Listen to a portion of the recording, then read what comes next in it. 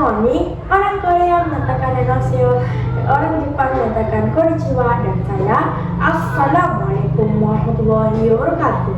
Salam sejahtera bagi kita semua. Salam Om Swastiastu, nama budaya dan salam kebajikan. Yang terhormat, juri yang berbahagia, dan saudara seperjuangan cinta lingkungan yang saya hormati. Musuh terbesar semua negara bukanlah negara lain, melainkan rakyatnya yang saling mencurkan dari dalam. Mandela Nelson.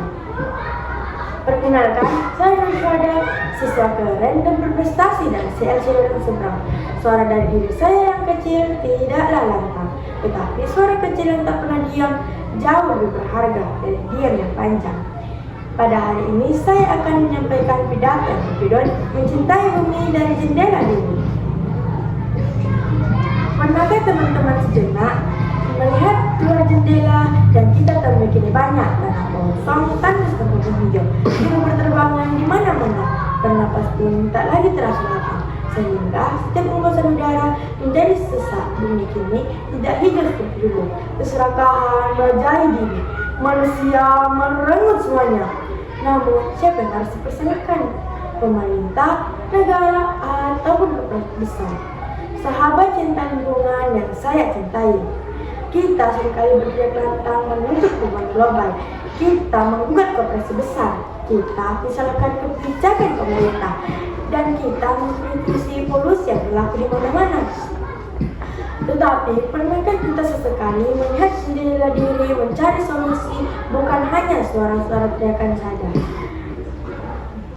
Di sini kita bukan mencari siapa yang harus dipersalahkan, namun mencari solusi bersama-sama. Mencintai lingkungan bukan hanya suara-suara teriakan saja. Mencintai lingkungan merupakan manifesto cinta yang harus dimulai dari epicentrum kecil, yaitu diri kita sendiri. Sahabat cinta lingkungan yang saya hormati, banyak hal yang bisa kita lakukan sebagai solusi dalam lingkungan untuk tetap utuh.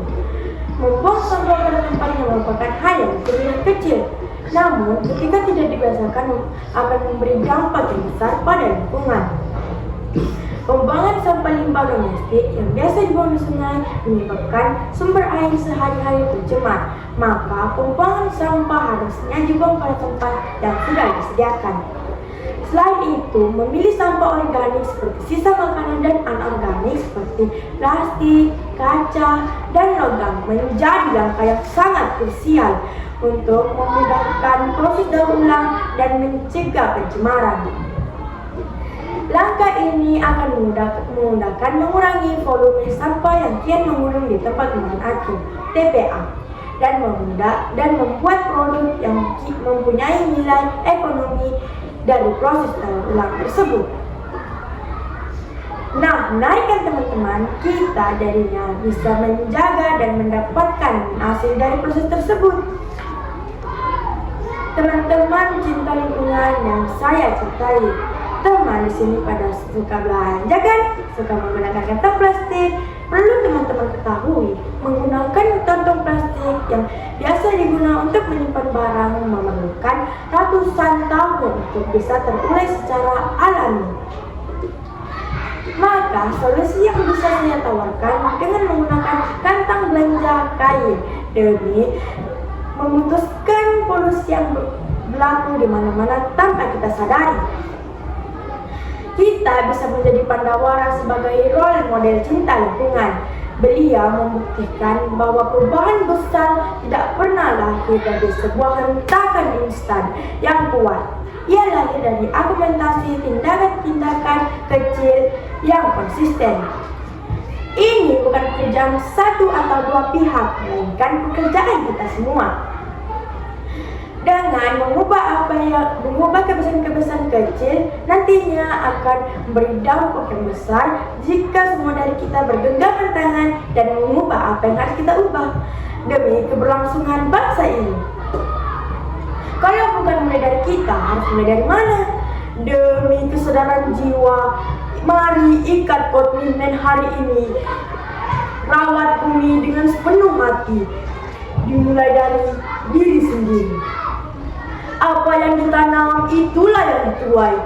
Maka dari itu mencipta lingkungan yang bersih dan sehat. Mari kita jadikan pelestarian lingkungan bukan lagi sebagai beban kewajiban, melainkan sebagai sebuah gaya hidup.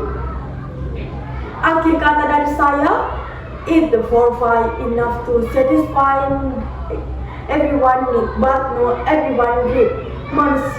Bumi menyediakan sumber yang cukup untuk kebutuhan manusia, tetapi tidak dengan keserakahan manusia. Saya Nur Syuhada, pamit undur diri. Wabillahi taufiq wal hidayah. Wassalamualaikum warahmatullahi wabarakatuh. Salam lestari. APSI 2026 mengalun dalam simfoni prestasi, bersinar melalui apresiasi.